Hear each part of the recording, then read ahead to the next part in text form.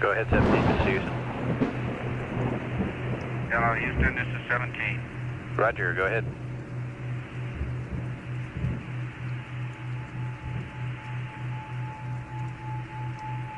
Houston, go ahead.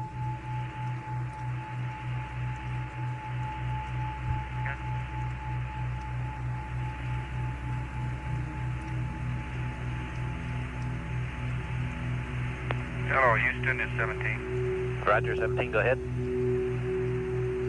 Roger, 17, go ahead.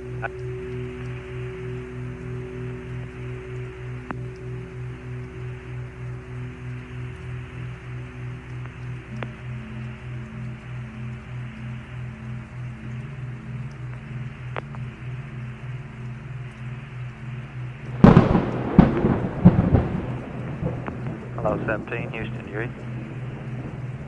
Honeysuckle Comtech, Houston Comtech, net 1.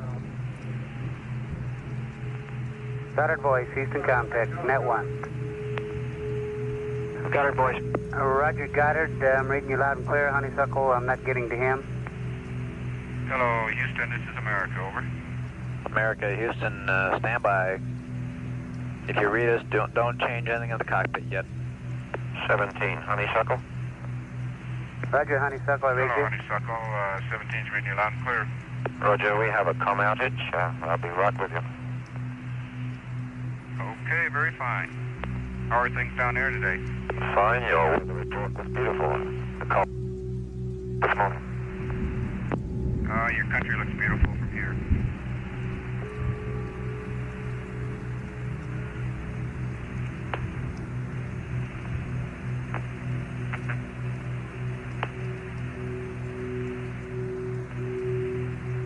Okay, 17, Houston, how do you read now? We got you, Bob. Okay, that was our network problem, not your problem on board. Okay, thank you. I just figured out what happened to my PTC here. With this exercise, this jack is shaking all of America in all three axes here. Roger, you finally got to 115 on the heart rate. Yeah, my right needles are bouncing back and forth a half a degree. Roger. Gotta find something to pin it on.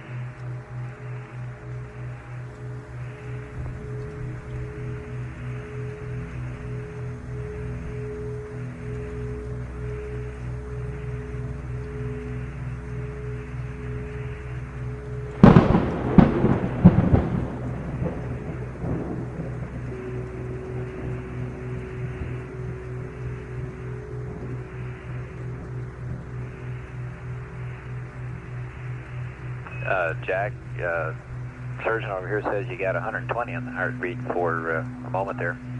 122 right now.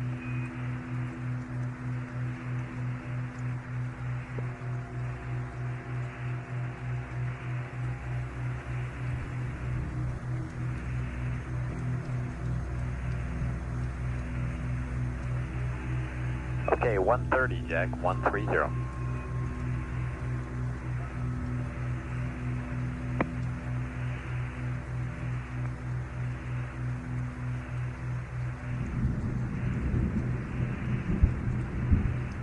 140, Jack, 140.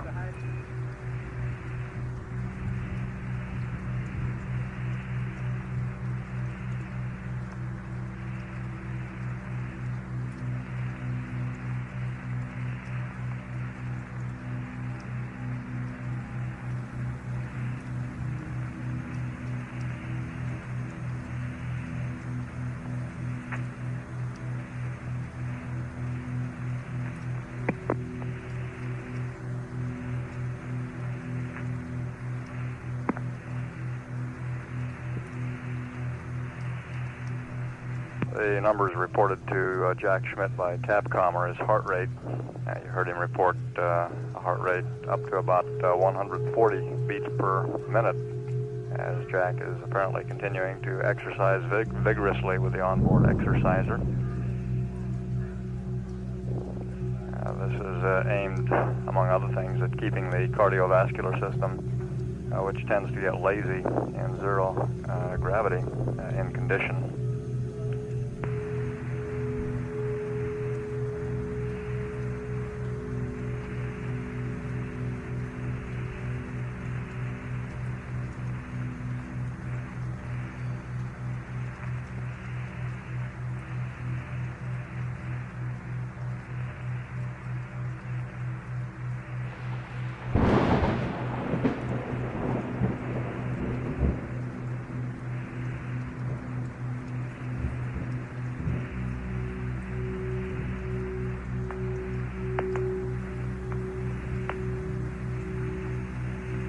Dean, we've got a serious one here. You might be interested. All that exercise banging around in there de-stratified tank 302, so it stirred it all up good. Yeah. Glad we brought him along then. We found some use for him. Once an ECOM, always an ECOM.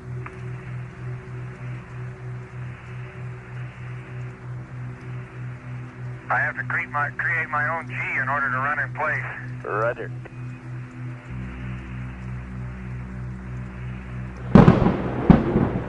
How high up did the heart rate get, Bob? We got you at 140, Jack. Were you running in place? Is that 140 was...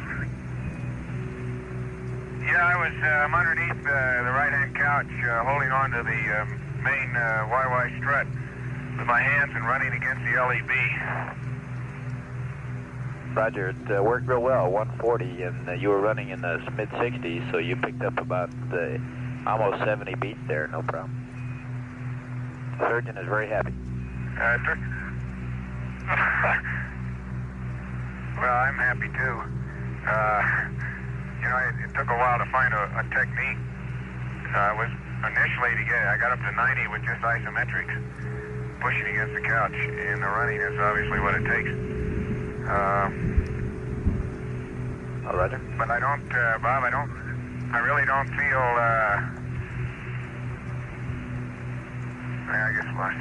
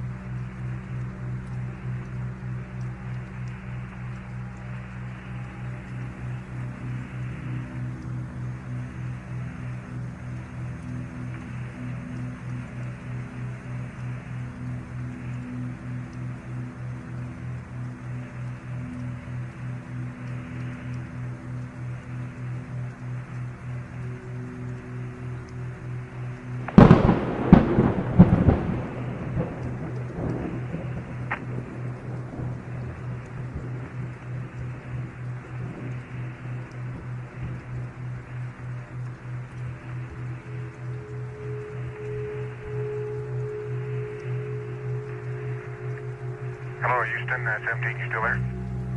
Roger, we're with you. We had a little comm problem there as you know, coning on this as we're changing on the antenna, but we're with you. Okay, what's the heart rate right now? Right at standby.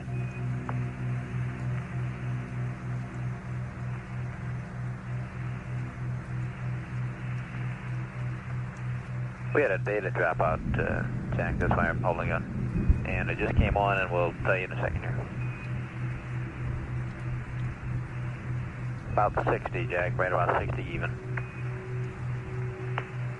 Okay, that's where I was when I started, so that's, you certainly recover fast. I don't know whether that's faster than in 1G or not. Well, we're happy with it, or the surgeon's happy with it, so it's good. Well, how does that compare, do you have any data how that compares with the recovery, say the 5-minute recovery time on the ergometer? We can look it up, Jack, if you're interested. We'd have to check your records. They don't have it right in front of us. Well, no big deal, I'm just curious. Roger.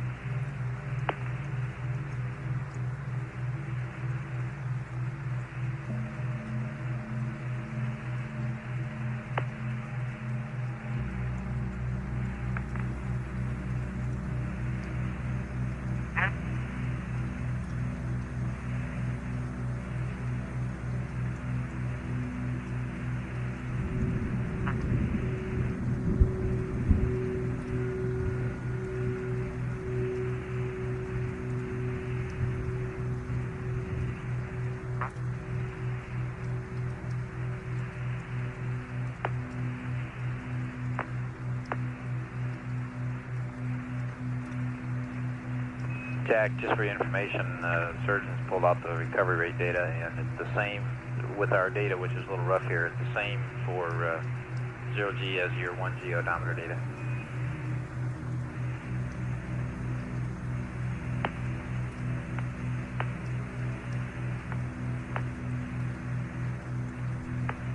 Okay, that's very interesting. Roger.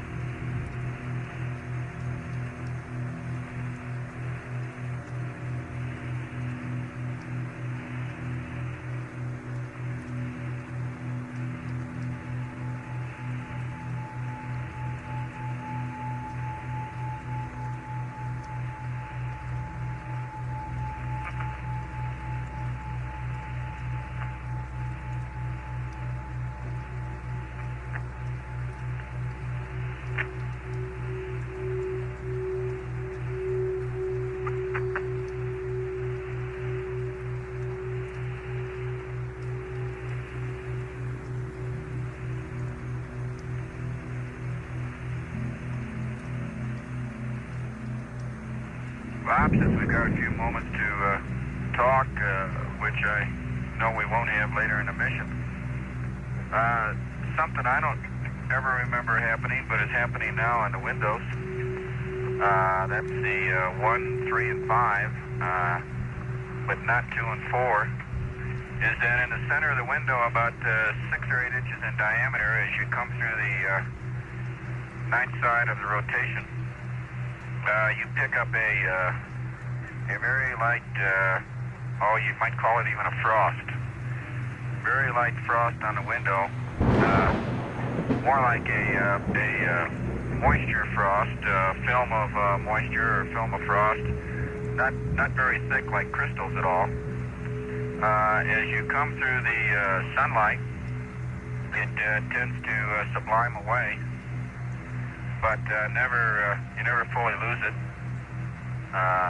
until you go back into darkness again.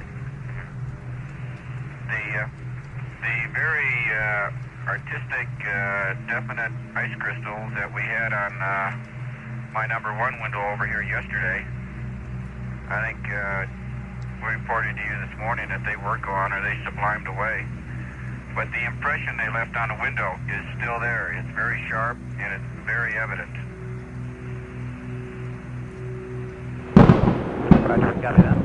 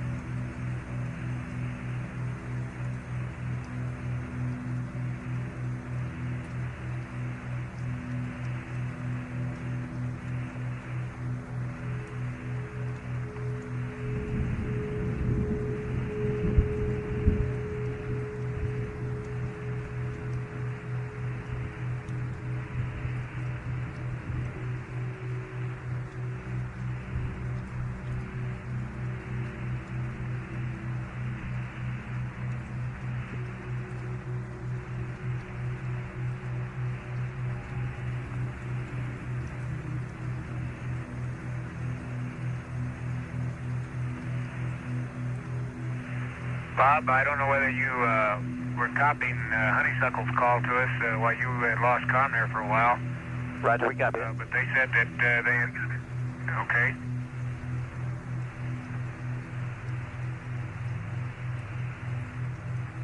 Kind of concurred with your weather report there, Jack.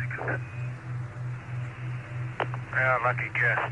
I might say that the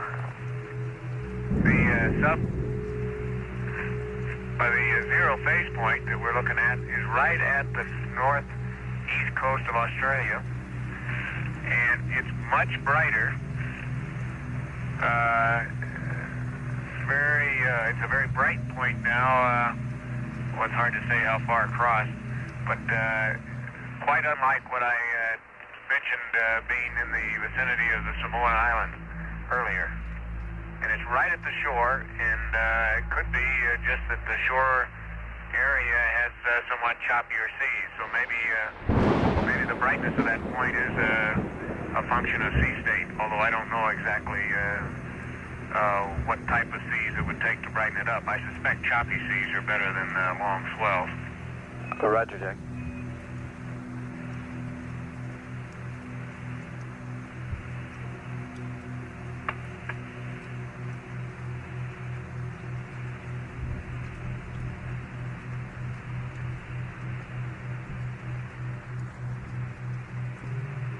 That front seems to have slowed down its progress. It's about in the same position, possibly slightly farther north than when I started talking about it this morning. The wave that seems to be developing off the now the south west coast of New Zealand is much more pronounced than it was. Definitely seems to now have a slight cyclonic pattern, clockwise pattern, and I wouldn't be surprised if next couple days that moves along the front over towards Sydney. And maybe a little farther north than that might, Brisbane's probably more likely. Roger, Jack. Yeah, except I got the movement wrong again. Although it does seem to have progressed west from New Zealand.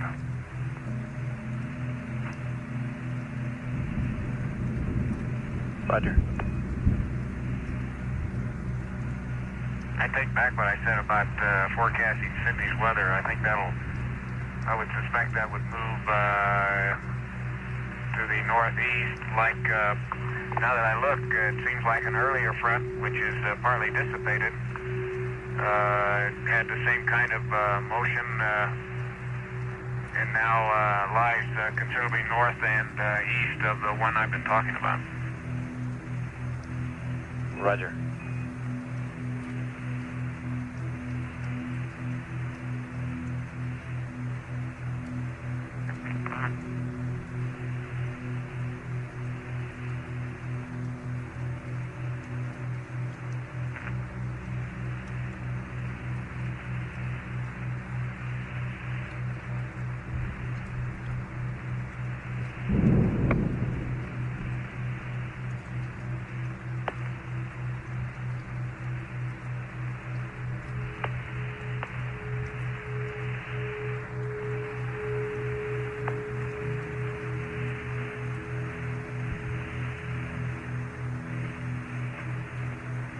Thinking back on some weather briefings we had last week, Bob.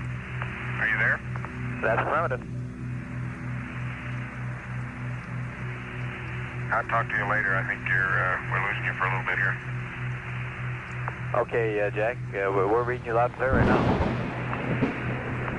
Oh, you're going out a little bit now.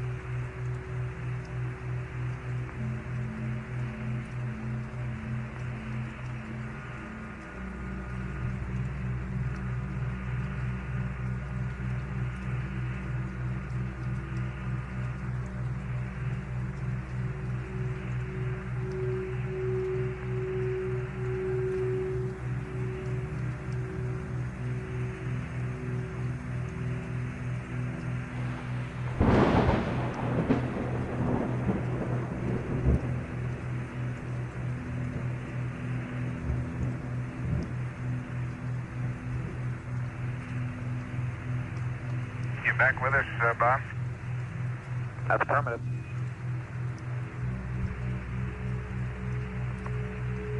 Okay, I was going to try to recover there from that last few statements.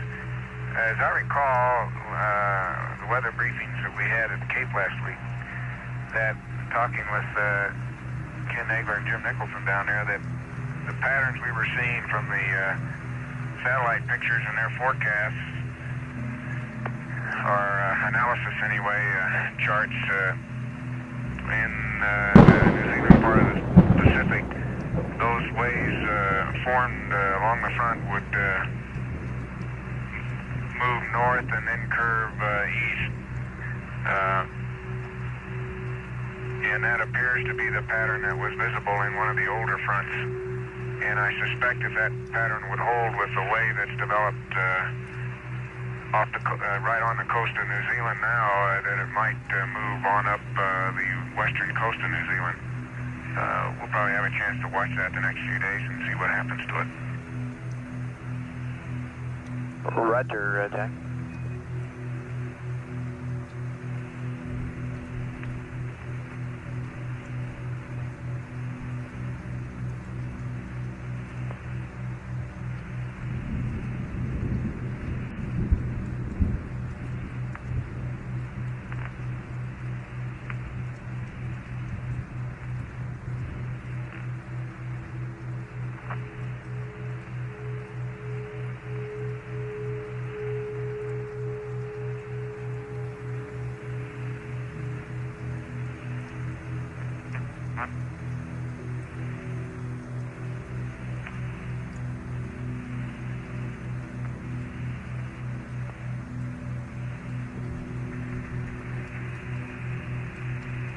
Houston, how are you reading now? Reading you loud and clear. Okay, Bob, as I look at the clock, we're just 24 hours ago, we were about within our hold somewhere. Or this period, yesterday we were in our hold, and I think it goes without saying, but we'd sure like to pass on our debt of gratitude and thanks for the response that the people down at the Cape came up with, and particularly at Marshall. I think we all knew no one would be going anywhere unless everyone was satisfied that we were going all the way, and that's certainly the way we felt, but we do want to thank everybody who had a part in making that come true. Roger, Gene, I think it was a superb show between the Cape and Marshall and Houston, and probably even Goddard with the network, and just about everybody concerned really had to do some work there to bring it off, and it went off real smoothly. You know, after flying with Stafford a couple times and having that happen a few times back, I thought maybe he was aboard. Okay.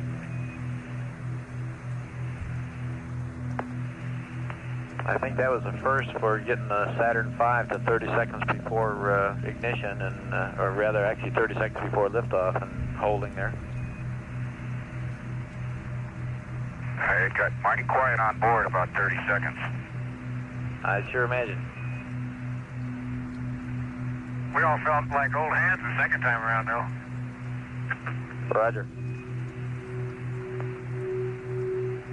Bob, I'd been in that 30-second count one other time, and it's no different the second time around. Roger.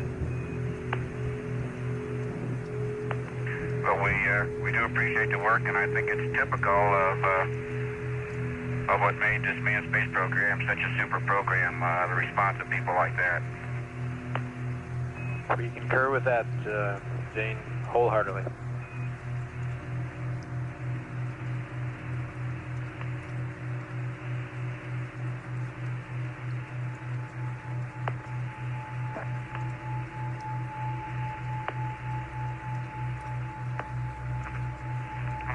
And with that in mind, tell everyone to stick around because there's a lot yet to be done. You better believe it.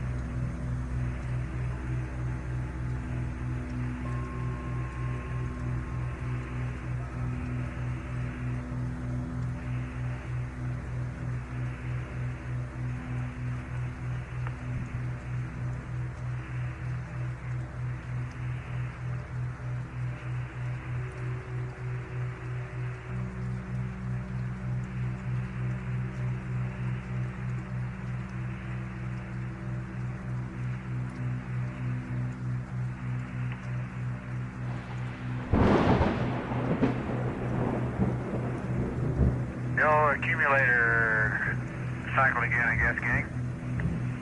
Roger, we're seeing it.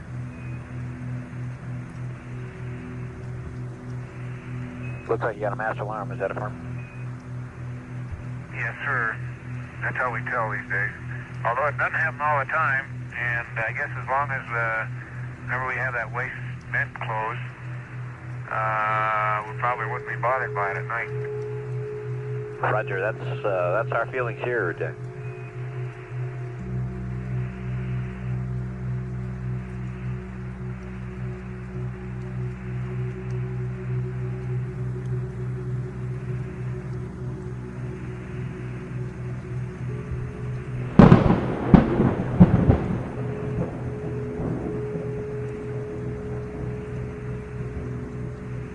Say, Gene and Ron, I talked to your fowls on the phone here a little while ago, and they gave me a very interesting observation you might appreciate.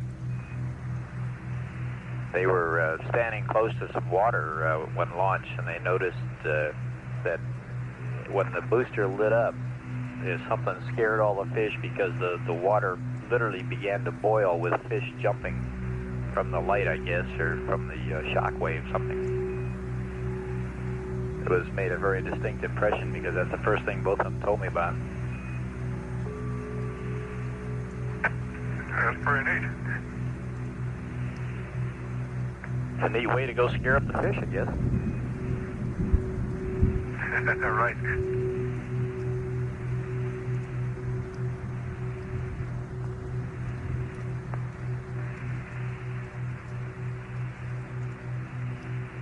How are they doing today, Bob? Really fine, really fine. They're just, like I said, they're just really tickled pink. And Barbara said that she wants you to know she's going into quarantine till after the weekend here, till after the landing. If she goes into quarantine, it'll be a space first. Roger.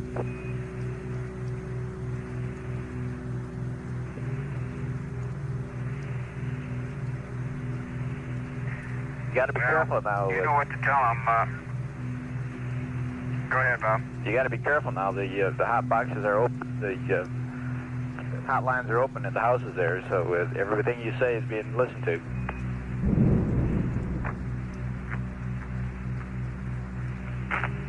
Yeah.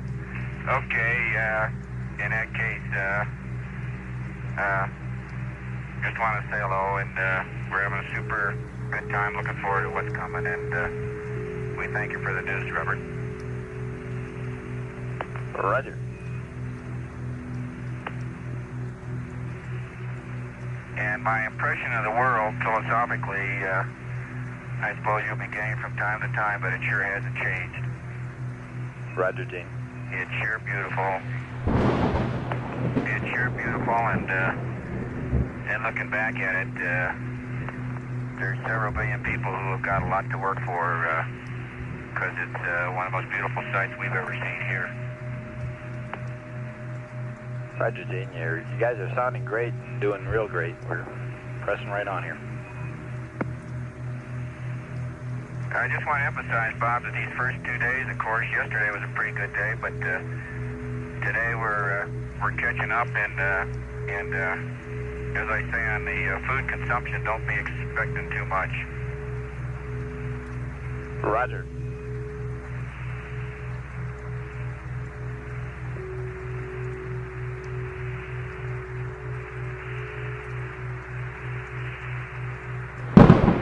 Acclimation and familiarity and stowage and preparation and enjoyment and relaxation are really the call of the day today, which is probably the most ideal day in a flight plan, to put it, because it's probably the only one we'll have. Roger. Not that they aren't all going to be enjoyable. Hey, Bob, your hourly weather report is due, and I'll wait a while. I keep losing your com. Okay.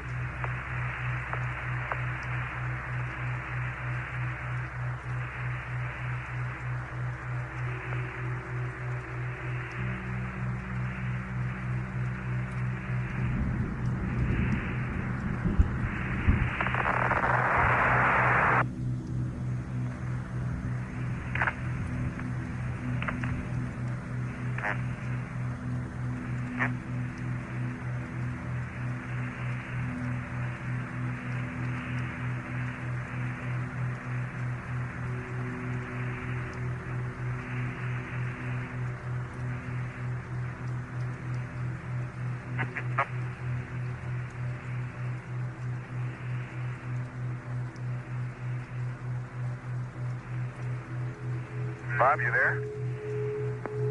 Roger, Jack. We're standing by. Okay, I had a quick look and just bring you up to date. We're starting to be able to see the coast of Asia. Philippines are wide open today, and that tropical storm Teresa that I mentioned, I thought I could see. Indeed, I'm sure that's what that little concentrated mass of clouds was north of New Guinea. And I suspect, although I didn't get a good fix on it, that the folks at Guam may be in for some heavy weather.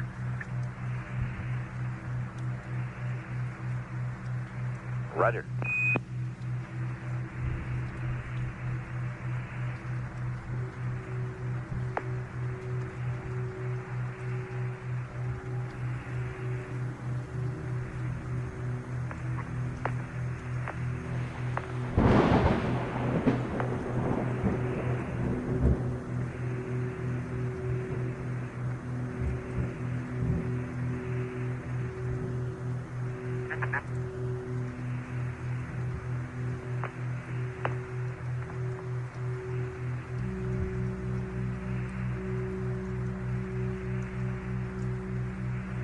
On, Bob, I got another pair of pictures, and that would be up to 134. Roger, that's on November, is that a firm? That's firm. Real good show.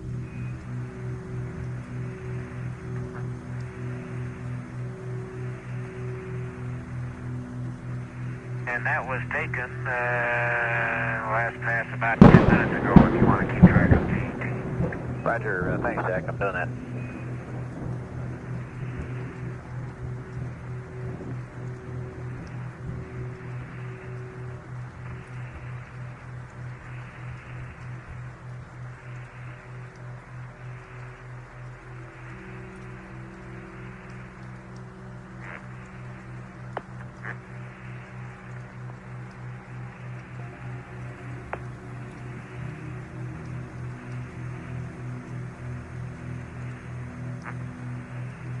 Just for some information for Ron in particular, we've evaluated the data from the mapping camera and the pan camera cycling there, and it looks real good. Everything looks right normal. Hey, that's outstanding. Good deal.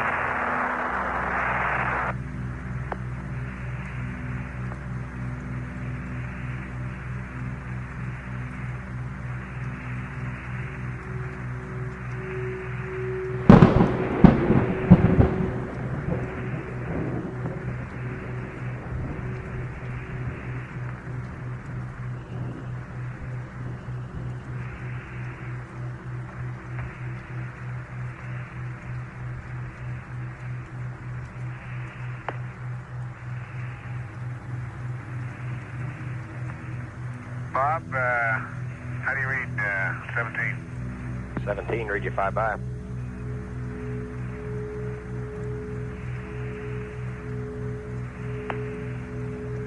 That's the strangest sounding Bob I ever heard. He's taking a short break. Okay, good. Nice to talk with you.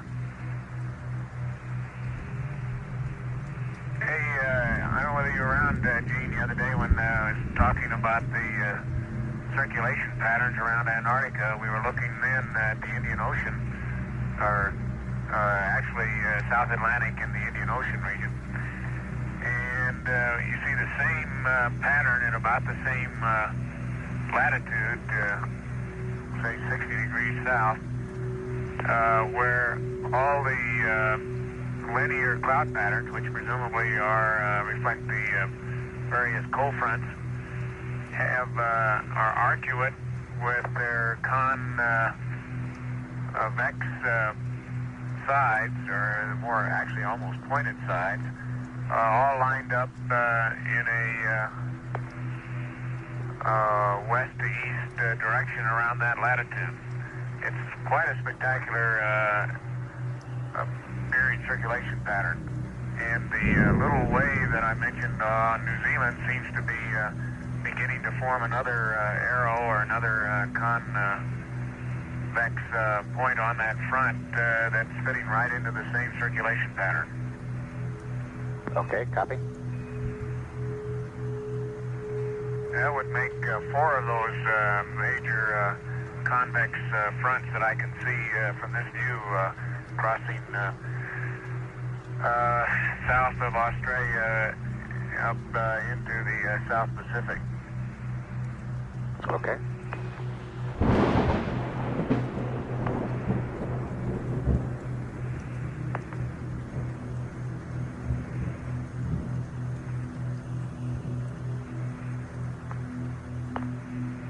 On that tropical storm that was Teresa, I don't know whether they're still calling it now. I'm not sure. It may be a little south of Guam. Guam may not be in trouble with that one.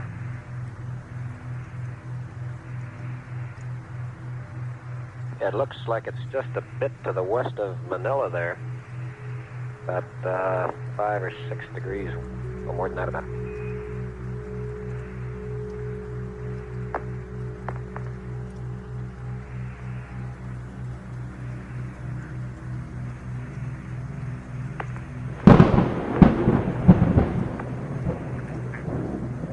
Looks like it's about 5 degrees west of Manila and about 5 degrees south. And it is still called Teresa.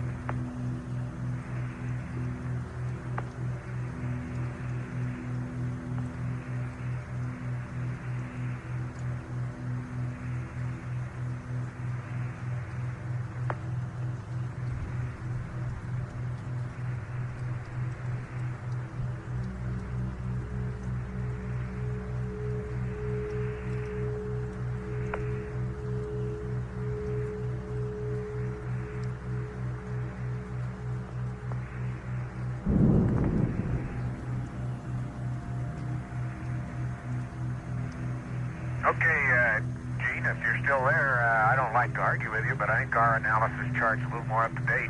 Okay. In the center, that area you just mentioned is very clear now, east of the Philippines.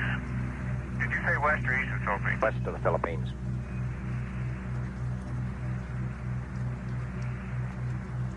Okay, that area that you mentioned, 5 degrees east, is very clear.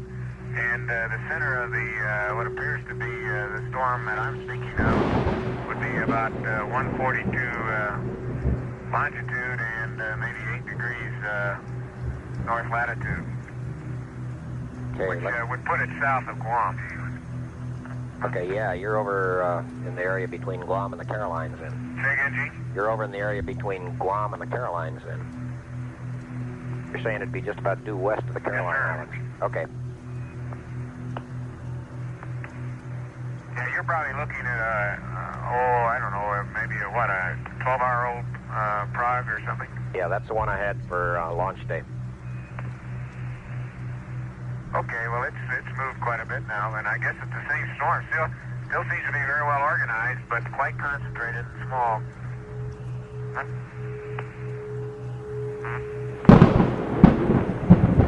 Okay, I'll get a new prog in and compare your estimate there. Yeah, I think that's pretty good. Those 142 and 8 degrees would be pretty good center of that storm.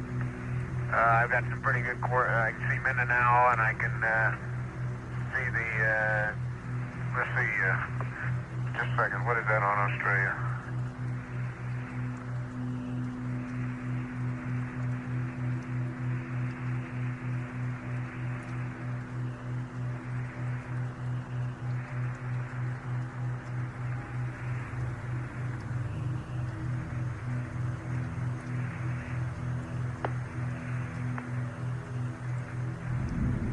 Yeah, of course, that's Port Moresby. I can see that point there, and between those two, I can pin that down probably within a couple degrees.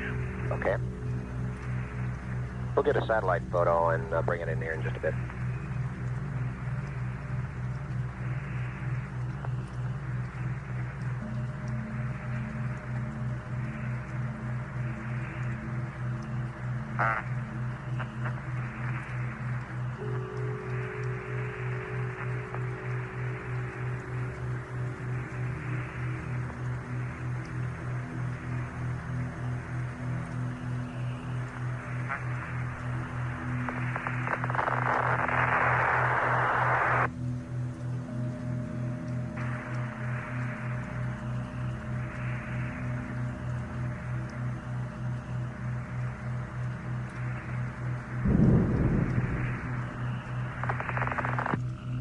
The conversation over the past few minutes has been between Flight Director Gene Kranz and Jack Schmitt.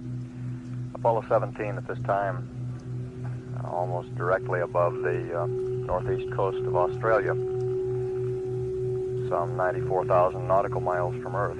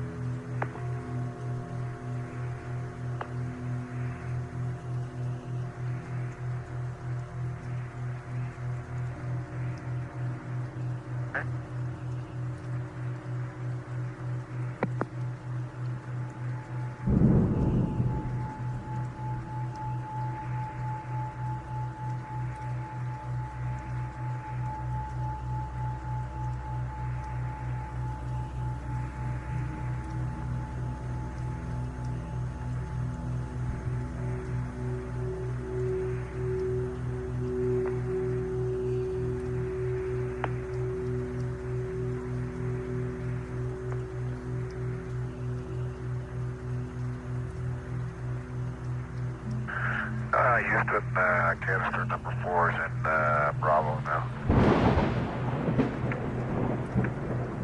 Roger, we copy that.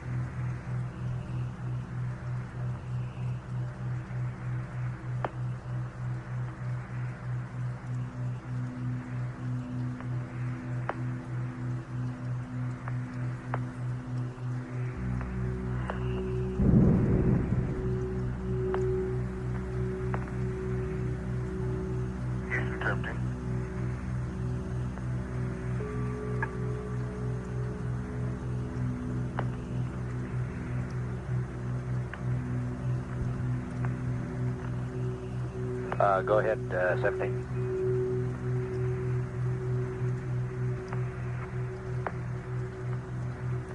Okay, Bob. It's that storm just off the southwest coast of New Zealand is still intensifying and has both high and low level clouds, as you can see by shadow lines. It looks like it may grow into a pretty fair storm system. Borneo is very clear today, and as is the Philippines that I mentioned, there's looks like a very strong frontal system that stretches from, let's say the south coast of, or southeast coast of Vietnam,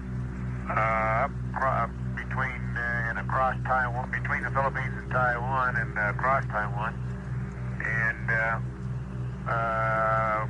right along, and I can't tell, I think just south of Japan. I can't tell whether Japan's in the front or not. I'll look at it some more. The strongest storm center that I can see on that is way north, and probably Hokkaido has a fair amount of weather from that storm system.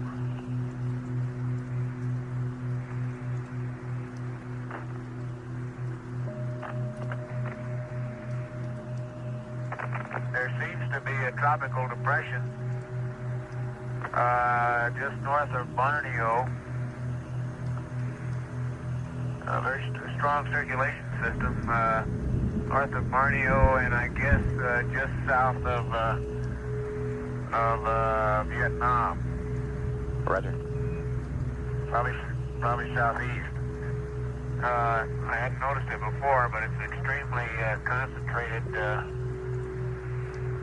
northern hemisphere cyclone pattern. I don't know whether that's on your prog or not. That's not what's left of Sally, is it? Stand by. Let me look at the prog over here, Jack. Okay, it doesn't show it on the old one. The new one's coming in here shortly, Jack.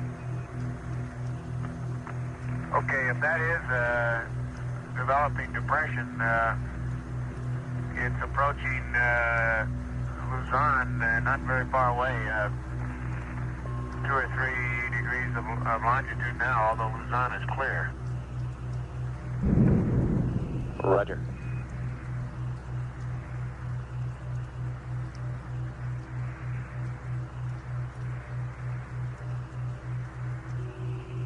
I can see Korea quite well, Bob. It's clear today. Yeah, we've got the front, the leading edge of the front on our prog was past Korea and on Japan, and you've got it moving quite a bit further east there. Well, I'm not absolutely sure. Master alarm on the accumulator. Roger.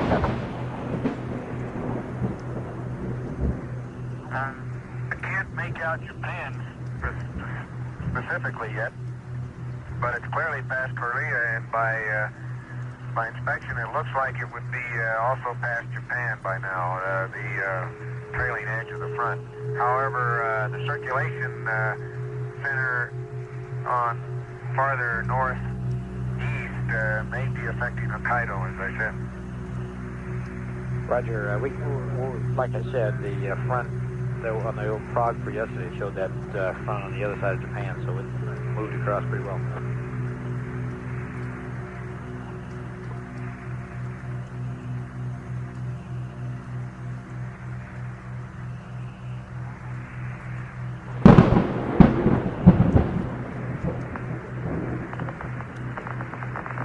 I recall they had a tropical storm called Sally that went into a few days ago, and so I suspect this new one that I think I see between Borneo and Vietnam may be something else. A new depression, or I may be fooled by it.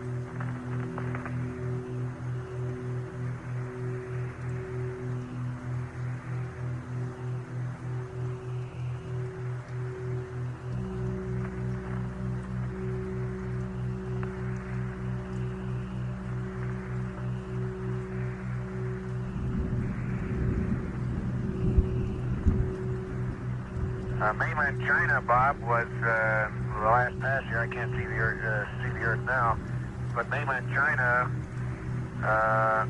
looked like it was clear as far as I could see. There might be another front quite a ways inland, but that gets right at the limb, and I can't tell. But Korea, Yellow Sea, and the regions of China south of there, Shanghai and Nanking, and those places are. Look as if they're quite clear today. I'll check that again next time around. Roger.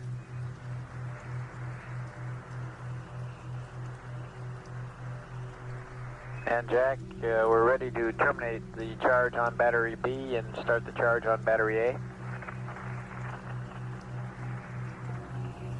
Okay, that's in work.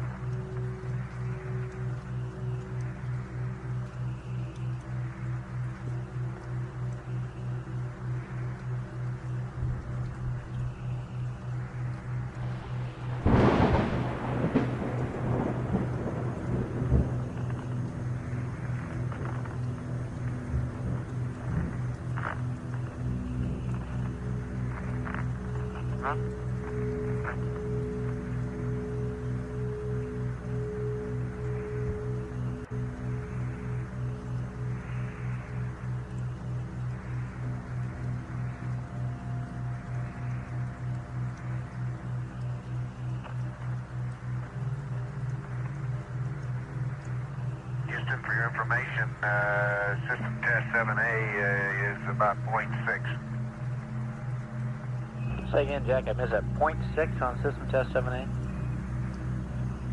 That's from battery compartment pressure. Thank you, Jack.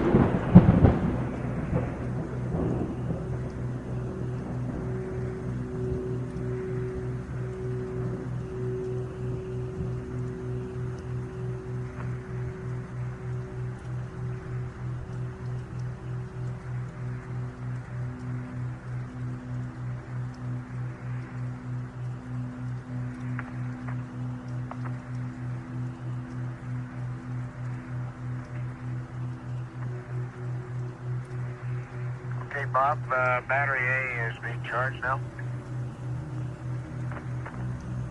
Roger, Jack.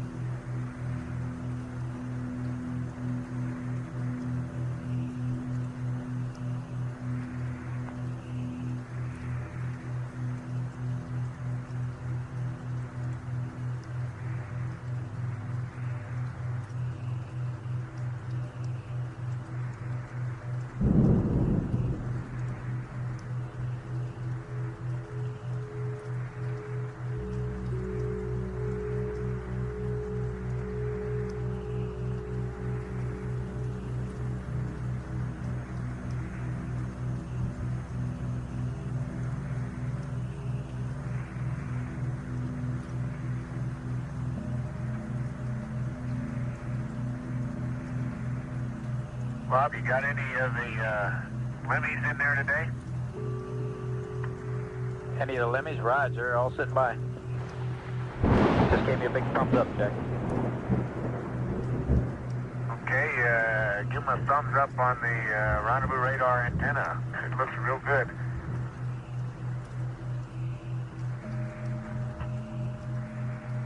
Roger. I'm nose to nose with it practically here at about 2 feet, and it's extremely clean, and see absolutely no sign of anything abnormal with it. Roger.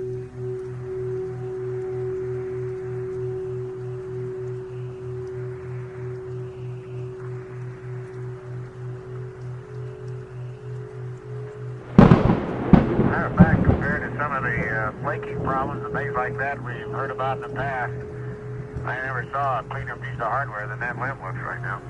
Roger.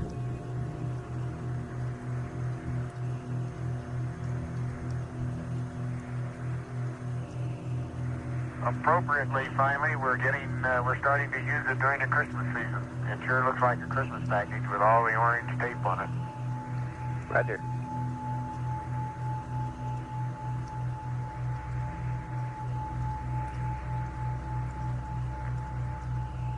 Ron, we got your noun 05. Okay, I'll go ahead and accept that one this time.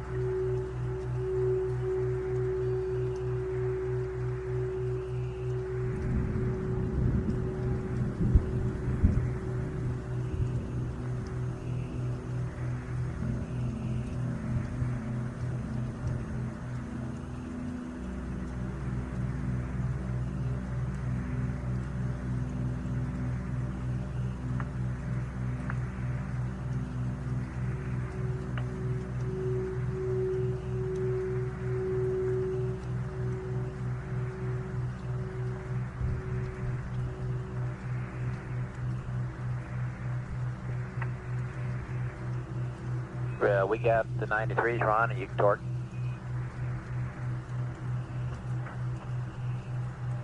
Okay, I'll torque it to 940.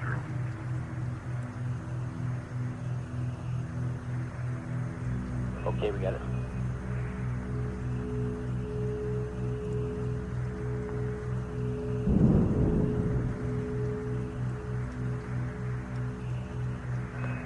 And Jack, we've been looking at our records. We don't have a previous system test reading for 7 Alpha. Do you recall of any previous readings on that one?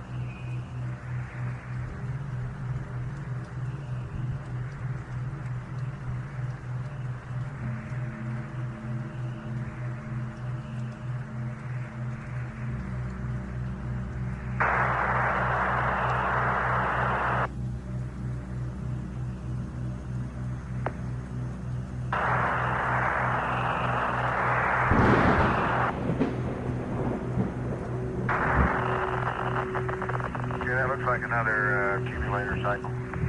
Head of master one.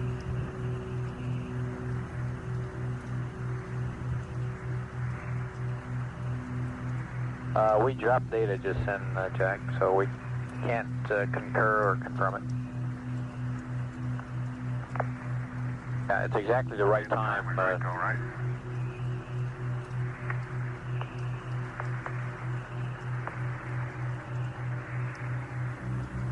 Bob, you cut out about your system test meter discussion. Roger, Jack. Do you have any previous 7 Alpha readings? We don't have any in our log here, and we're just wondering what the past readings on that was. No, I think that's the first one that we would have been called to make after a battery charge, right? That's firm, Jack.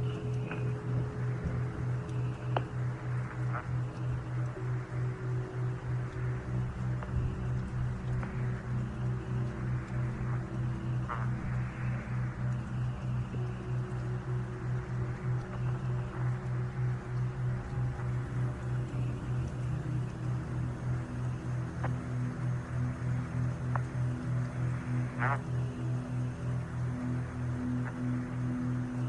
Go ahead, Jack. you're accompanying very weak. Well, I didn't intend to be transmitting. We were just discussing the battery vent and things. We may have missed something in the dump checklist. We'll check it out. No, sir, we don't think so. We just thought maybe you might have read it earlier. Oh, yeah, you want the battery vent? It should be closed now, right? Stand by, Jack.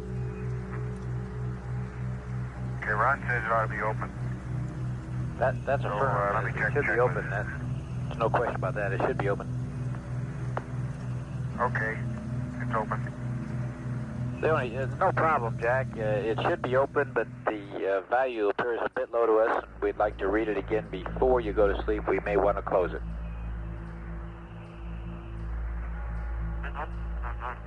And a nominal reading would be 1.7 on that.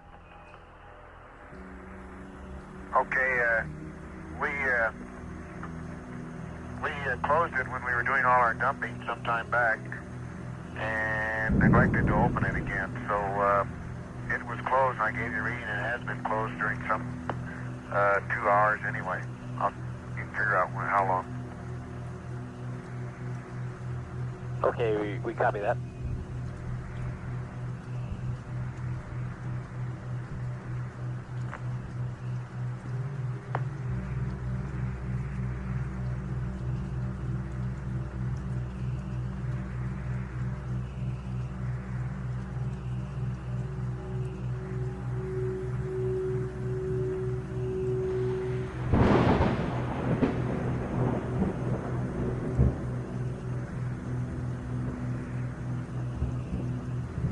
Jack, would you mind opening the vent and watching the system meter concurrently with it?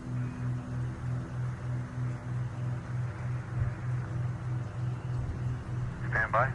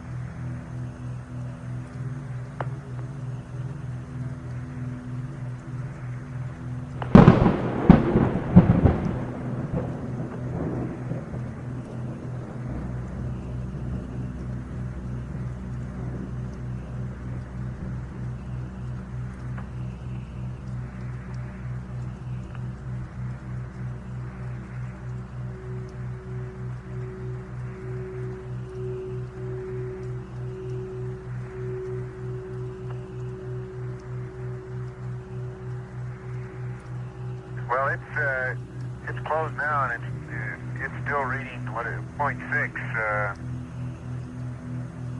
You want us to open it again? Right, open the vent and... I mean, it's open now. I'm sorry, Bob. It is now open and reading 0.6. It read 0.6 when it was closed. Okay, just leave it open now. Okay. And we will want to still check it prior to your sleep period. Okay.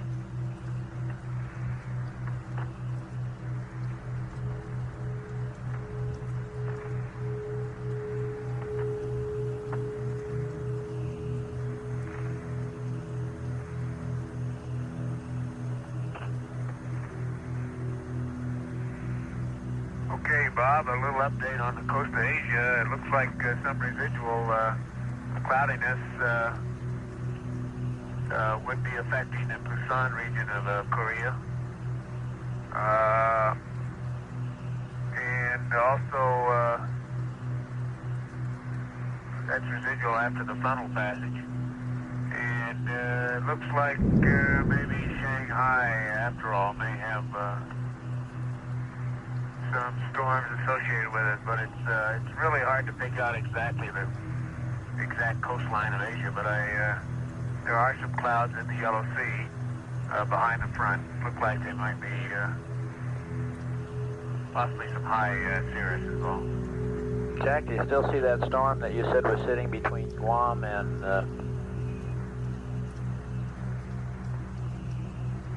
Borneo in that area? Okay, I see there is this cloud concentration between New Guinea and Guam. The more I look at it, the less well-developed it appears to me compared to some of the other circulation patterns. It could be just the residual depression from Teresa that's moved out into that area.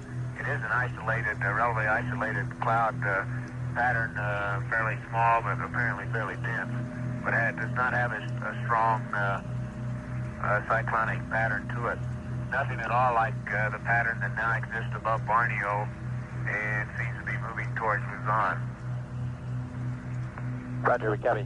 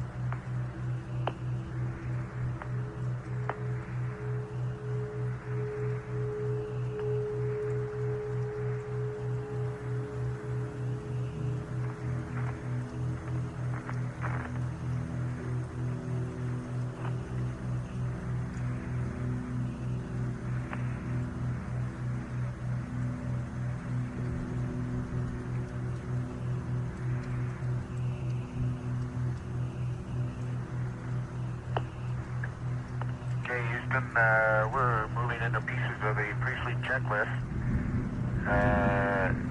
Here's some onboard readouts for you. Battery C is 37.0.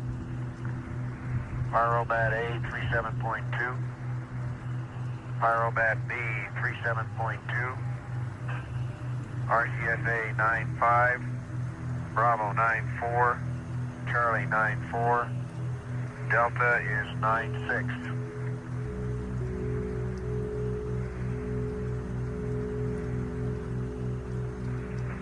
Roger, we copy that.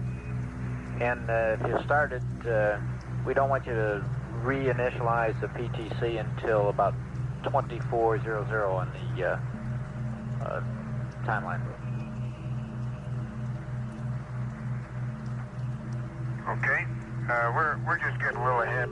We took us longer last night on the pre-sleep than we expected. We're trying to work it out again. Yeah, we don't want to. We want to terminate the waste stowage vent at that time because we think that that vent is what's contributing to our PTC coning. Okay, we're not really ready to go to sleep yet, but we're just moving ahead. Roger.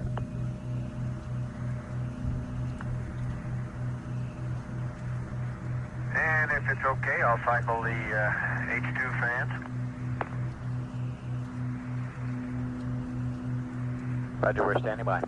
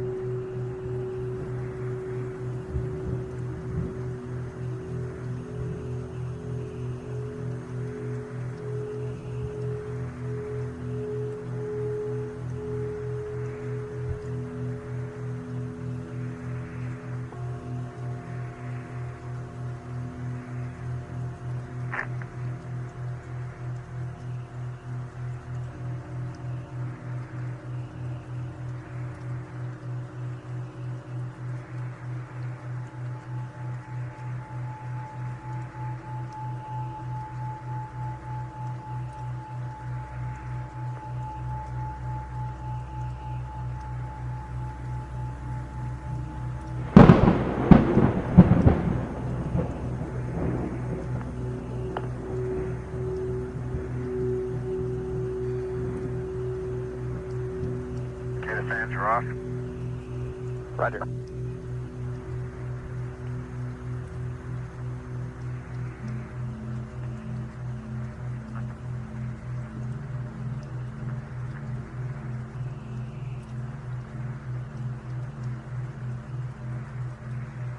This is Apollo Control at 23 hours 25 minutes.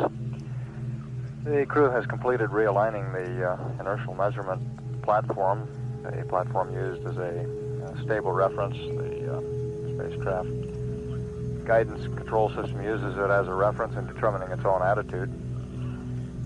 They've also been charging the two entry batteries that are used during peak electrical loads of liftoff, and then are recharged during the translunar coast when the fuel cells are producing a surplus of electrical energy.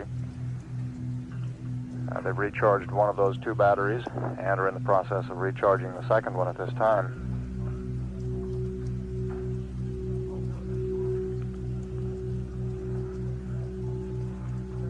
And you heard the crew describe going into their pre-sleep checklist, getting things aboard the spacecraft configured for the sleep period, which is scheduled to begin at 25 hours ground elapsed time, or a little more than 1.5 hours from now. Apollo 17 at this time is 96,244 nautical miles from Earth, traveling at 5,264 feet per second. And all spacecraft systems continue to function almost perfectly as planned. A little while ago, the lunar module control officer, confirmed from telemetry what Gene Cernan was reporting visually out the window, and that is that the lunar module appears to be in very good shape. Of course, we have a limited number of telemetry readings on the LEM at this point, but one of them that we do have gives us an indication of the integrity or tightness of the LEM cabin. And we see that from the amount of pressure decay. It appears to be a very tight vehicle.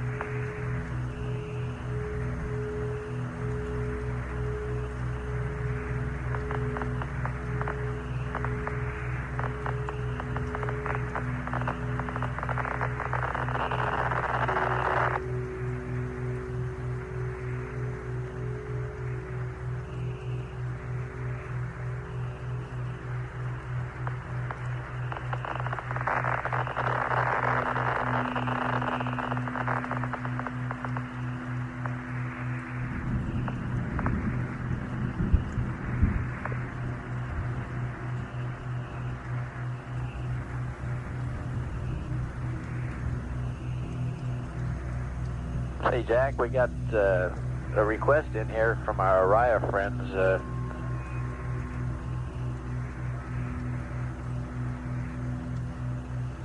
Go ahead.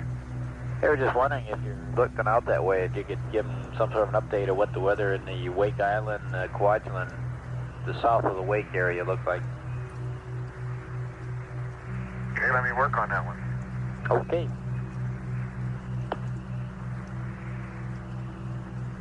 You're going to earn your American Meteorological Society badge here pretty quick.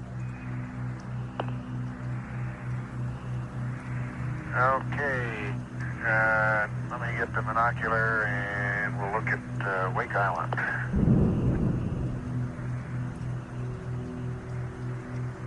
I miss having all those nice latitude and longitude lines on the globe. Yes, sir.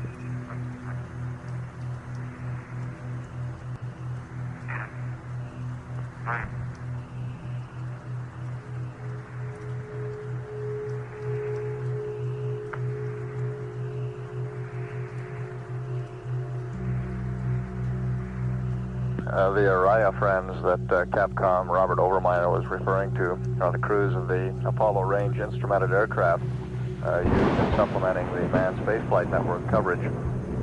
They'll be leaving from Patrick Air Force Base prior to the end of the mission and flying into the Wake Island area to be on station during Apollo 17's re-entry and splashdown.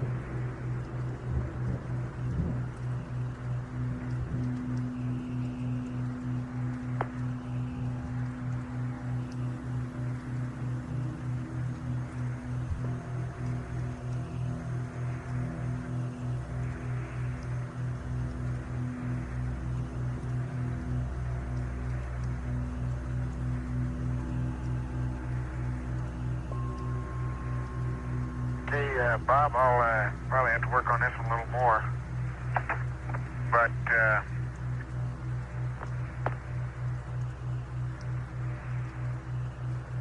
it looks like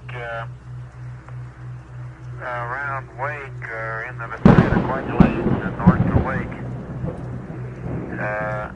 about all you have is a lot of cloudiness, although in a generally or a wide part of that Pacific, and I'm talking about 15 or 20 degrees of longitude and latitude, there's a roughly clockwise circulation pattern, but the clouds do not look very dense or concentrated in any one area. And it leading off to the south east from that general cloud mass, their cyclonic or anticyclonic cloud mass is one of the old fronts, or at least one of the old linear cloud patterns that extends down into the South Pacific.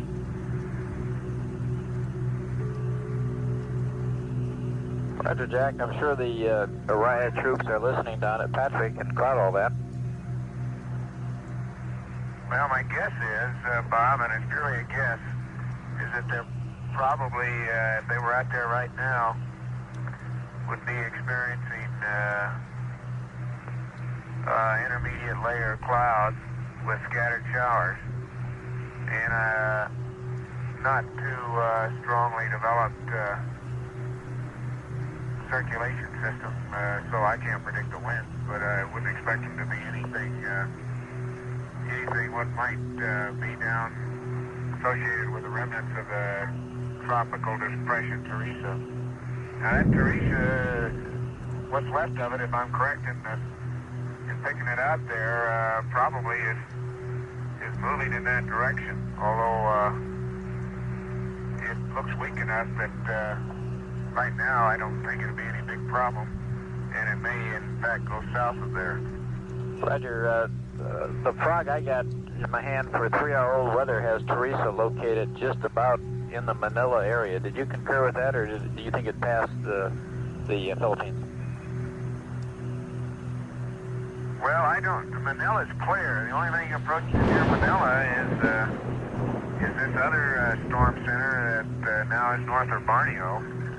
And to the east of Manila, it's clear all the way over to this little cloud mass that I was guessing might be Teresa. Roger. Well, I say this was 3 hours old, so... About, I gave Gene Krantz some coordinates on it. You can look it up. Those were pretty good coordinates for that cloud mass. Now, whether that's really Teresa or not, I don't know.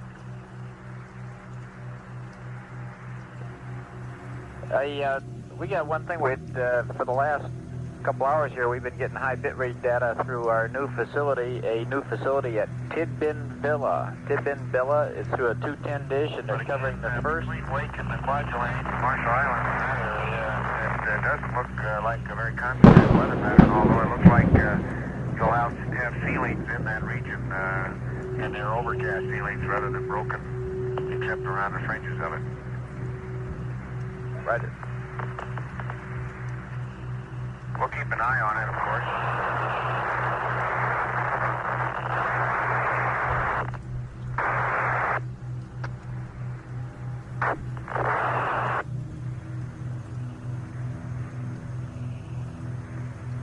Jack, how do you read us now? You're loud and clear? Okay, 17, for the last 2 hours, we've been getting high bitrate data from a new facility, the facility at Tidbin Villa, and they're working their first Apollo flight ever. You might give them a cheery hello.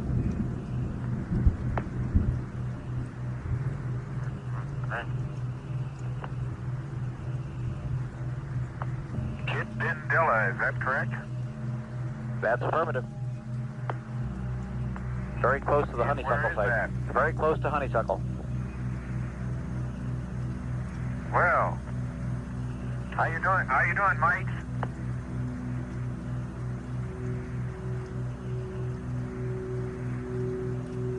We certainly appreciate you guys being on the loop for this one.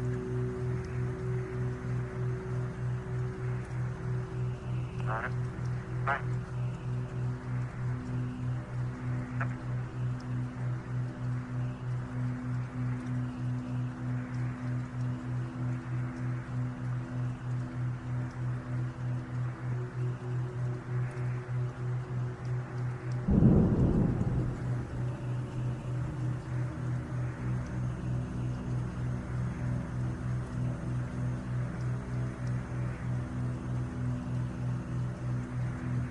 That new 210-foot dish antenna at Tidbinbilla, which is near Honeysuckle Creek, which in turn is near Canberra, now online and accounting for our excellent signal strength from the spacecraft. Apollo 17 at this time is 96,958 nautical miles from Earth. The speed is 5,233 feet per second.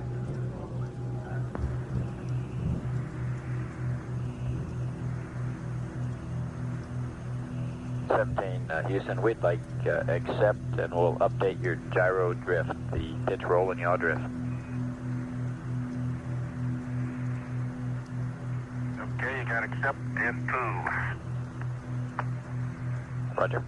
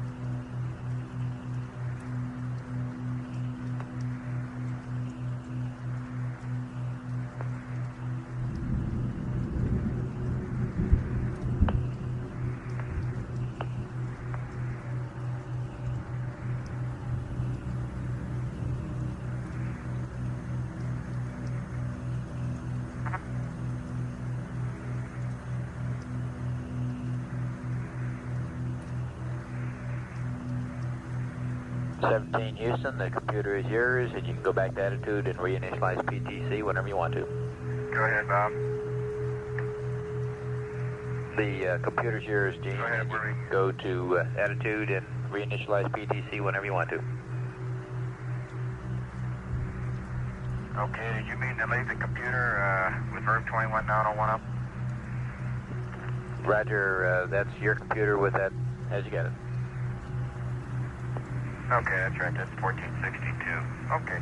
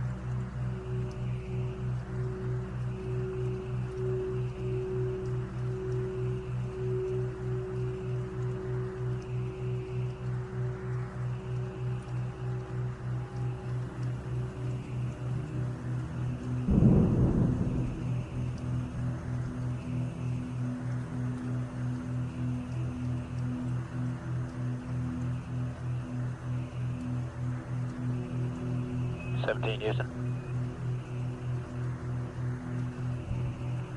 Roger, go ahead. Right, we've got a recommended configuration for your H2 fans and H2 heaters. We would like the H2 heaters 1 and 2 to auto, and H2 fans 1 and 2 off, 3 to auto. Your O2 heaters look good.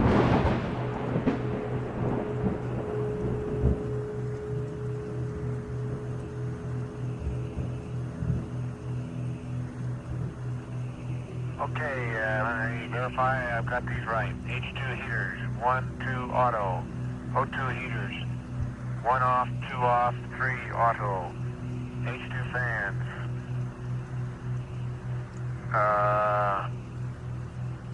H2 fans, you want off, and auto, is that correct? That's what we wanted on the H2 fans. And the O2 is fine. Okay, As you got it. they're off. Okay, H2 fans, off, and auto. That's affirmative, Jack.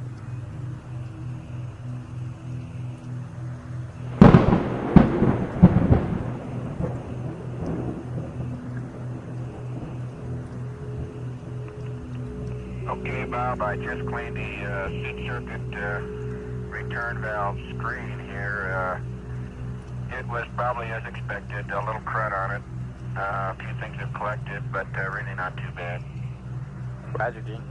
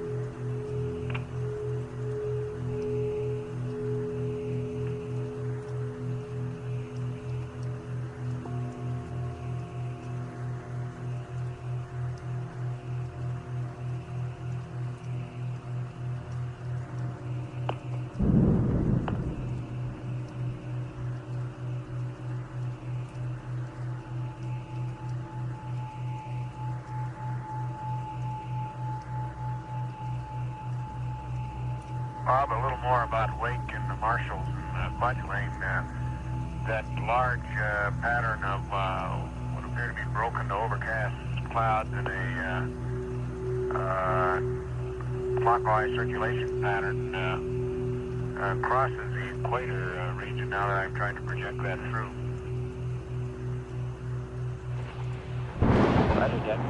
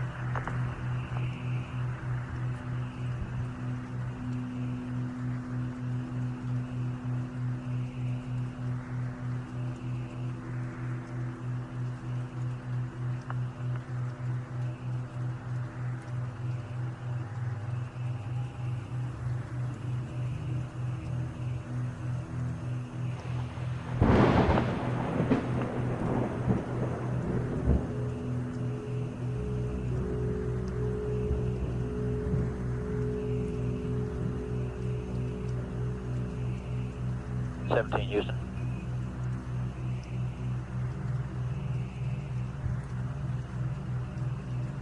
Go ahead.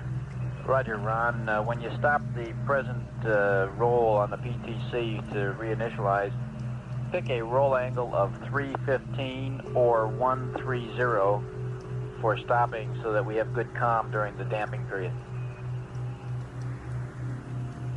Okay, 315 or 120, okay. 130, Ron. Okay. 315 or 130. Roger, that'll give us good comm to watch the data on the damping. Okay.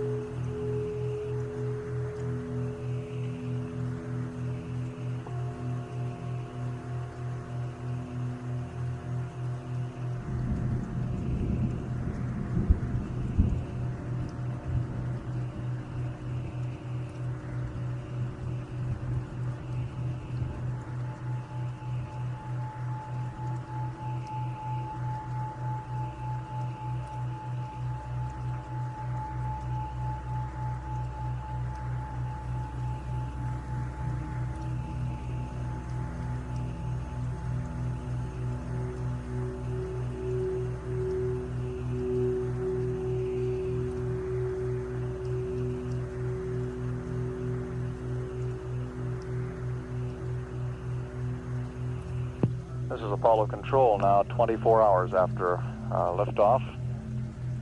And Apollo 17, 97,917 nautical miles from Earth. The crew at the present time is stopping the passive thermal control mode. They'll be re-establishing it. It had begun to diverge a little bit, began to wobble about the axis. The concern in going to sleep with that sort of situation is that it will wobble through the point at which they would have gimbal lock. And of course we would wake them up before then, but in order to avoid having to disturb the crew's sleep, they like to get the passive thermal control very stable so that it'll hold up during the entire sleep period. And how do you read? Read you loud and clear, 17. Okay, we're at 300. You want us to go to 315 yet, or is 300 going to be okay? That's good enough, Gene. And we'd like you to close your waistband at this time, please.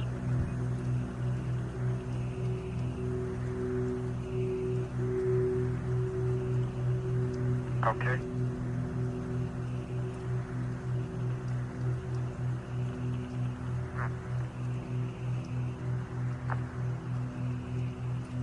Okay, it's closed now. Roger.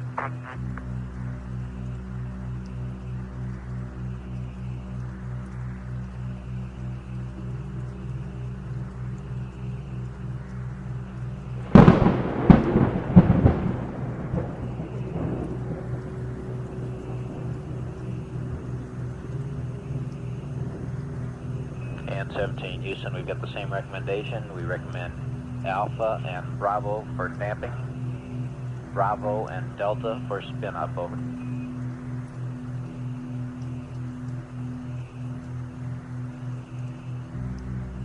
So it's Alpha and Bravo for damping and Bravo and Delta for spin up. That's affirmative.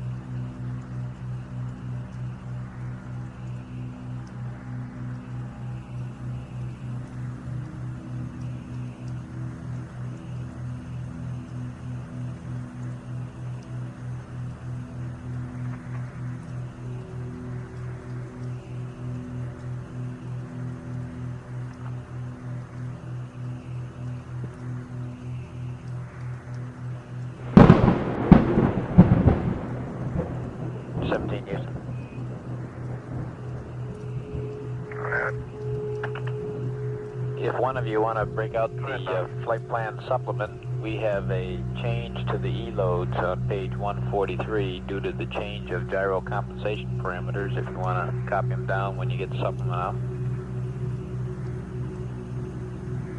Okay, we'll give you a call. Roger, we'll be standing by.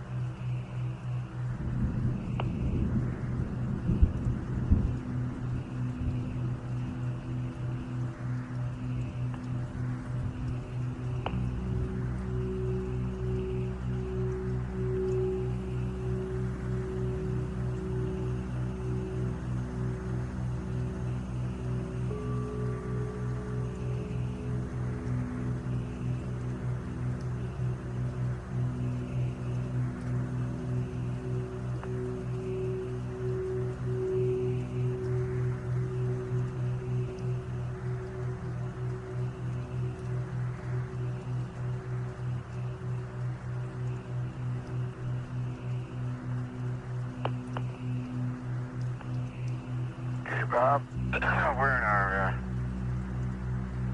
in our damping cycle now. Roger, we're watching it, Gene.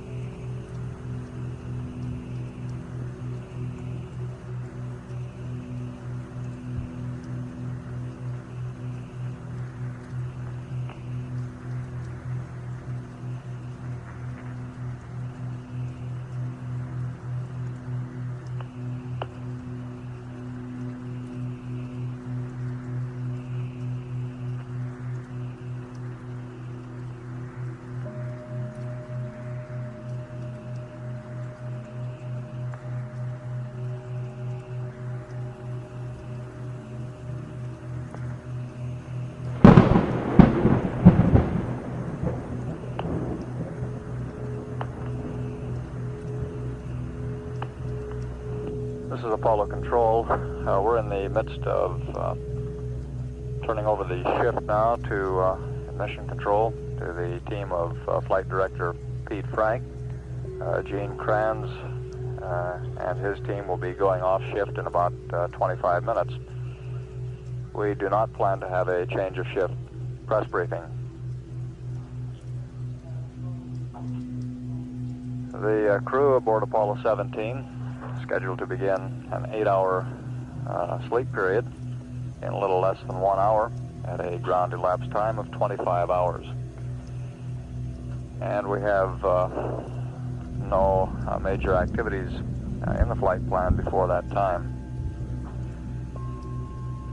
At 24 hours, 9 minutes, this is Apollo Control, Houston.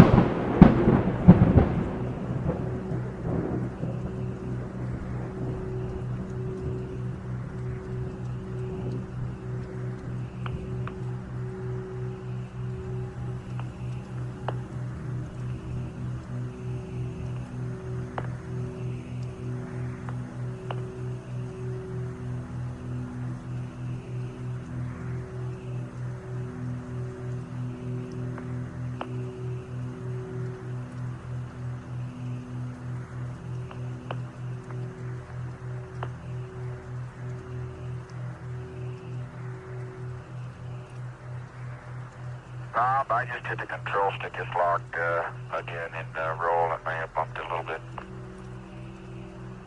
Roger, Gene, we got it.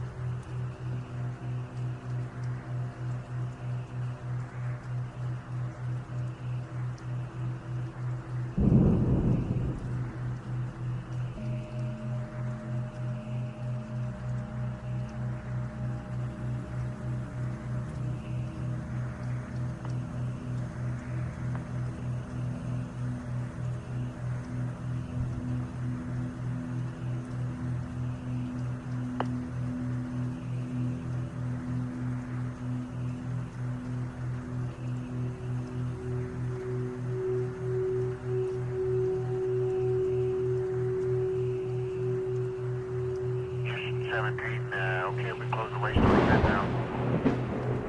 Oh, okay, I'm sorry, it's closed. Roger, 78. Forget it, we got it. I was left out.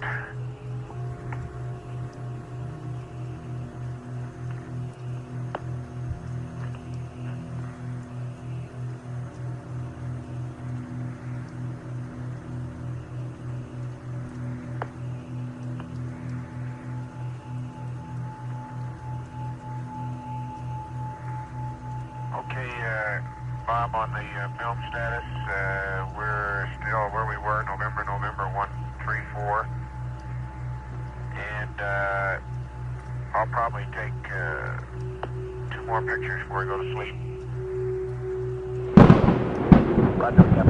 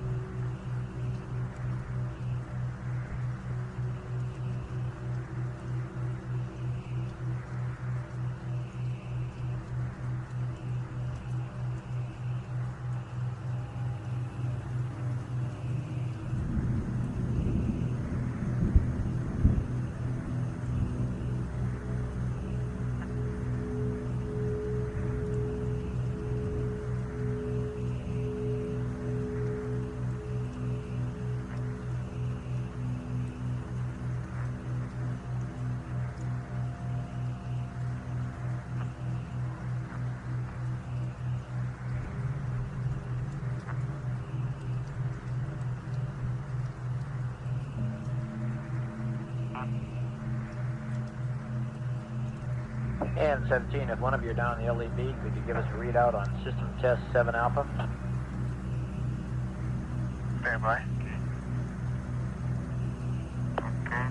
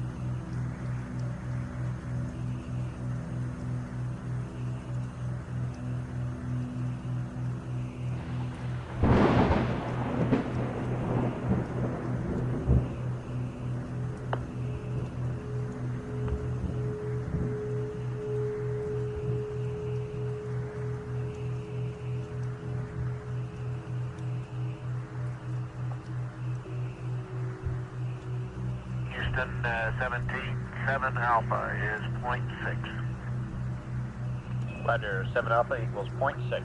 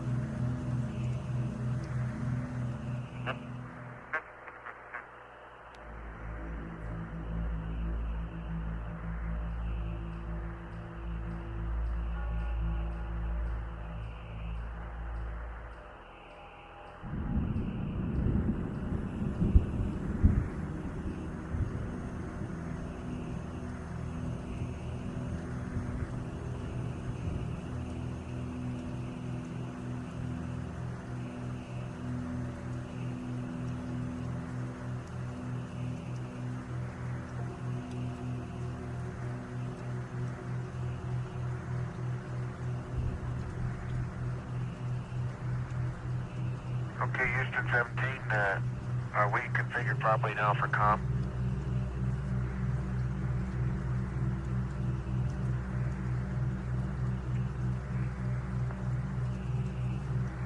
Standby, standby, check. Okay, I'm on Omni Bravo right now.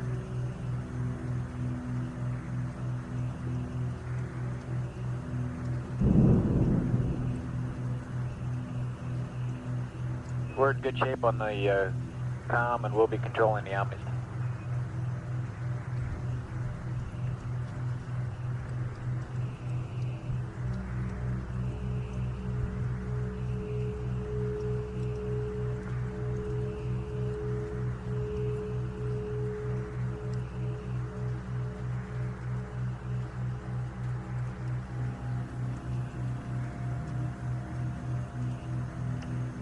Roger.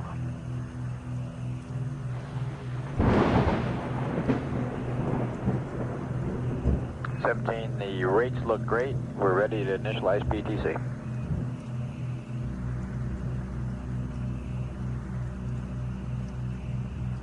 Okay, Bob.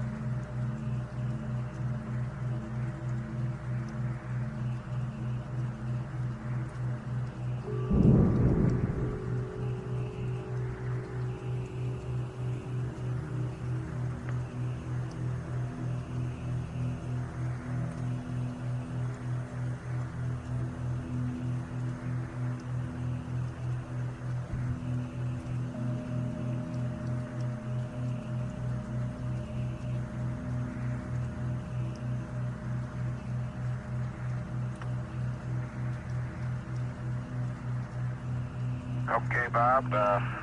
PTC is initiated. Roger, Gene, we copy and we watch the roll card.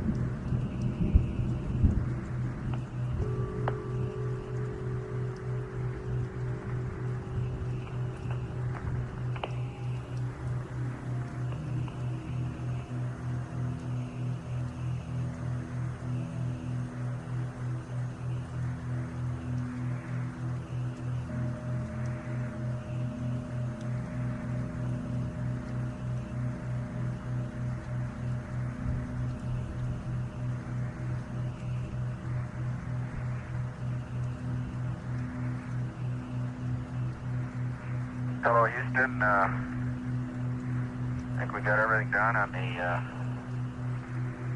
checklist. The chlorine has been, water's been chlorinated. We're in PTC, and I think Jack picked up everything else. How's it look to you? Roger, Jane. Let us make a check through the room here, and then just a reminder that I've got that addition on the E-loads for the flight plan supplement.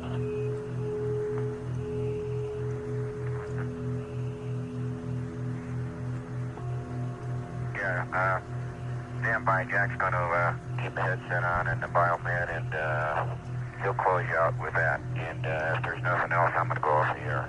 Roger, Jane. Okay, say goodnight to my friends back there. We certainly will. Hey, just so that we know, it is about midnight, right? It's about 7 minutes after midnight, Jane. Okay, just didn't want to make sure it wasn't noon. Roger. Good night there, Robert. Good night, Jane.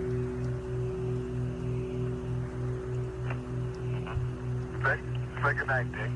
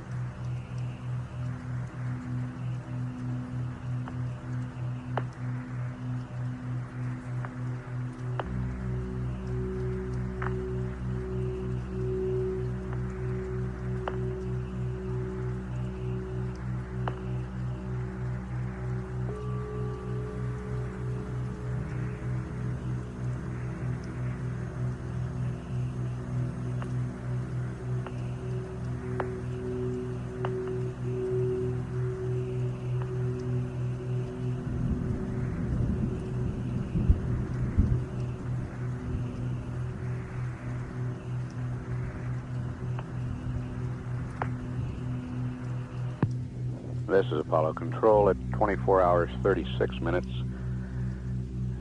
As Gene Cernan says goodnight, Apollo 17 is 99,714 nautical miles from Earth. Velocity 5,114 feet per second. The lunar module pilot Jack Schmitt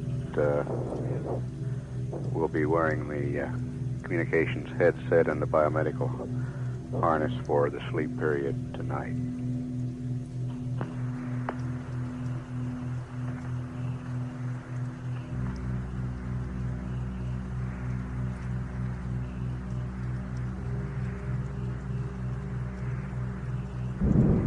Bob, Jack, your last report for the day as the Earth goes past window 5. The first thing I noticed was that our zero phase point is not nearly as bright on the west coast of Australia as it is on the was on the east. And I was looking right at the coastline now and see no bright spot in the center. Also, that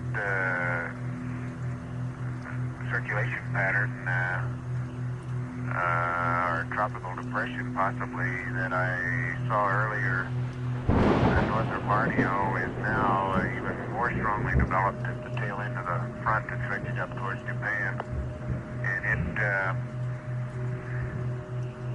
it really looks like a humdinger from here. Beautiful circulation pattern and very concentrated. And it is now east of Vietnam and again between Vietnam and the island of Luzon.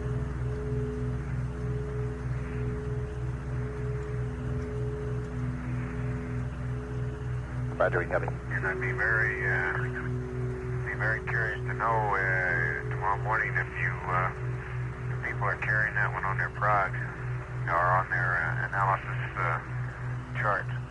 Oh, roger.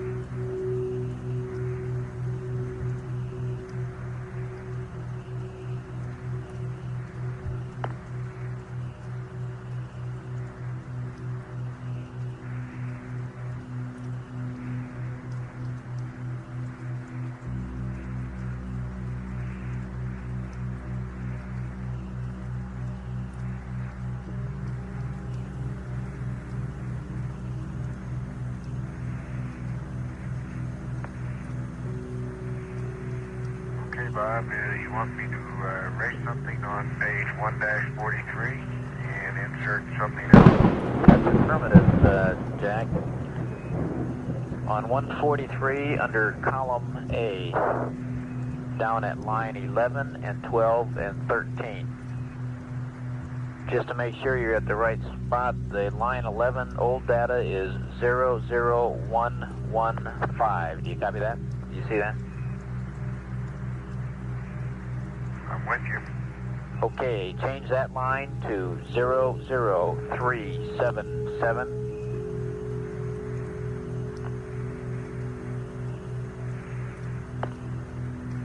Go ahead.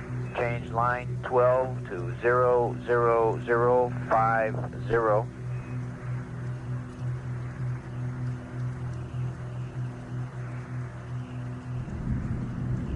Go ahead.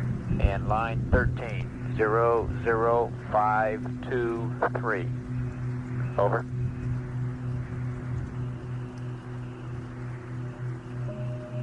Okay, I got that. And as you might imagine, when I said erase, I did. And do you have the 04 and the 05 again, please?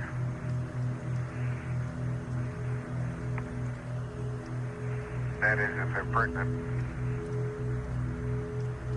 Stand by, Jack. I'm lost myself here a second. He gave you an update on 30704 and 31005, and I just erased it. Okay, the 04 under column B is 34761.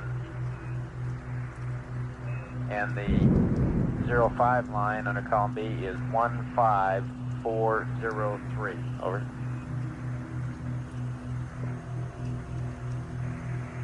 Okay, here we go.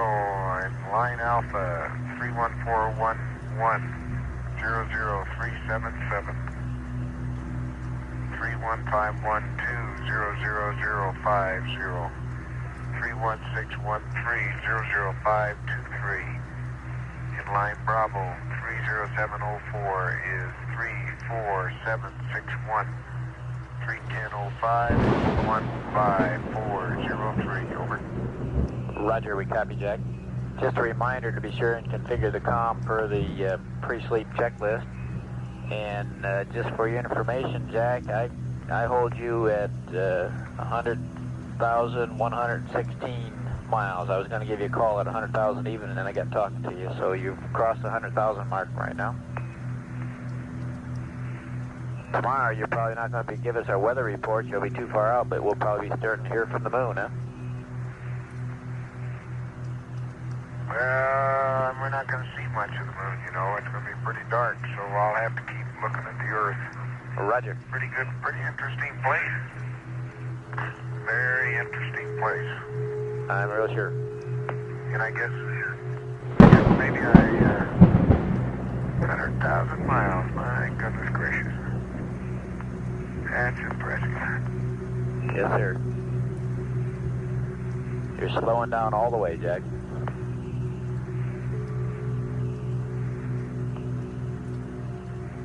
Well, it's sure downhill all the way back, isn't it? That's for sure.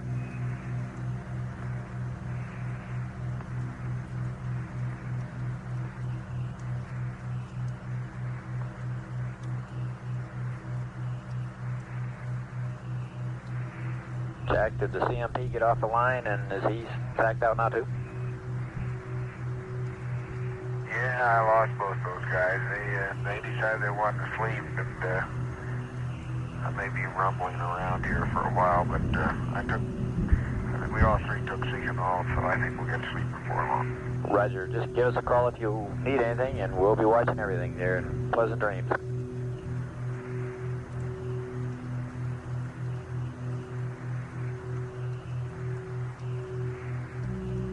Now, you don't really mean that, do you? Well, I can't come up and tuck you in, so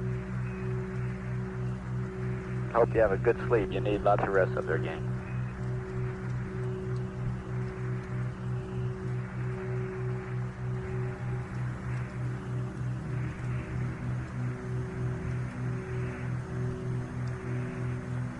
I tell you, Bob, about halfway through this day, I think I acclimated, and I really feel good. I've been eating a lot better, and not the only thing I ever really felt was a slight headache. It really, not the fullness of the head that people described, I guess, but just a little headache. I could have been looking at the Earth too much. I don't know. Roger, Jack. You've been sounding good. Oh, actually, I've been feeling fine. Just none of us have felt like eating, and that's probably normal. And everybody's eating more now, and starting to get the swing of things. Roger.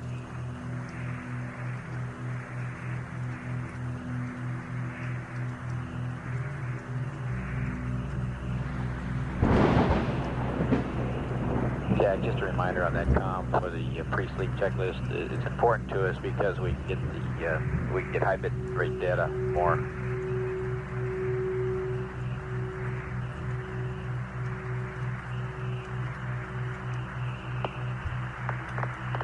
Bobby cut out, but I'm in the comm sleep configuration now. Working that way. Okay, Ed Fidel was shaking his head for a minute now. He says as long as you're working that way.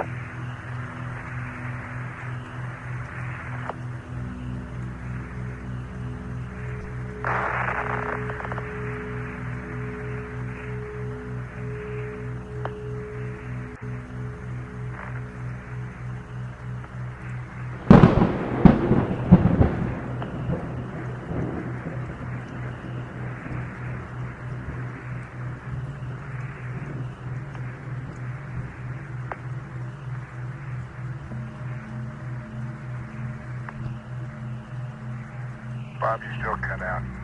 Try it again. No problem, Jack. Just a reminder on the comm, that's all.